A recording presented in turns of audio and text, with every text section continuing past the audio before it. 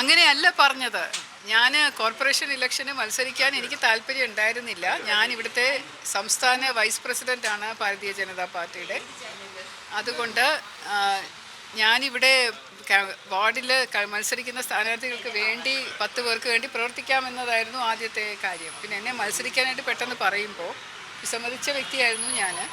അപ്പോൾ അങ്ങനെ 3 പ്രാവശ്യം വിസമ്മതിച്ചിട്ടും അവർ പറഞ്ഞത് വെറും കൗൺസിലറായിട്ടല്ല മത്സരിപ്പിക്കുന്നത്, ഒരു BJP പാർട്ടിയുടെ മുഖമായിരിക്കും ഇപ്രാവശ്യം, ഞാൻ എല്ലാവരെയും വിജയിപ്പിച്ചെടുക്കണം, അതുപോലെ മേയറായിട്ട് പരിഗണിക്കുമെന്ന് പറഞ്ഞിട്ടുണ്ടായിരുന്നു. അത് എല്ലാവർക്കും അറിയാവുന്ന കാര്യമാണെന്നാണ് ഞാൻ വിചാരിച്ചത്. നിങ്ങളിങ്ങനെ ഞെട്ടേണ്ട കാര്യമൊന്നുമില്ല.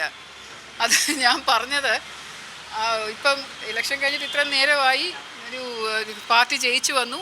ഒരു സ്ഥലത്തും എക്കാലവും ഇല്ലാതിരുന്നൊരു ചരിത്ര നേട്ടം ഭാരതീയ ജനതാ പാർട്ടി നഗരസഭയിൽ നേടിയെടുത്തു. അതിലൊക്കെയാണ് ഞാനിപ്പം ചാരിതാർത്ഥ്യവും സന്തോഷവും കണ്ടെത്തുന്നത്.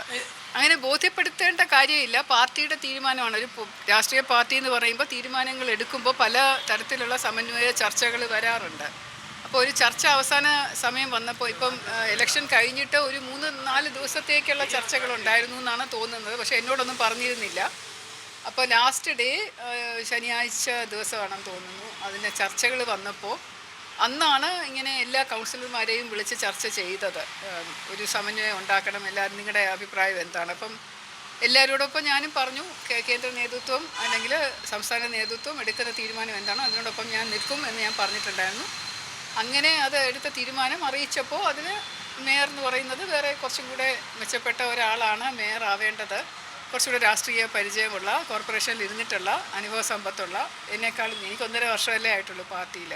അപ്പോൾ കുറച്ചും കൂടെ 30 വർഷത്തോളം പാർട്ടിയിലൊക്കെ പ്രവർത്തിച്ച ഒരാളായിരിക്കും കുറച്ചുകൂടെ അഭികാമ്യം എന്നൊരു ചർച്ച ഉയർന്നു വന്നപ്പോൾ ഞാനതിനെ അംഗീകരിക്കുമായിരുന്നു. അതിനകത്ത് എനിക്ക്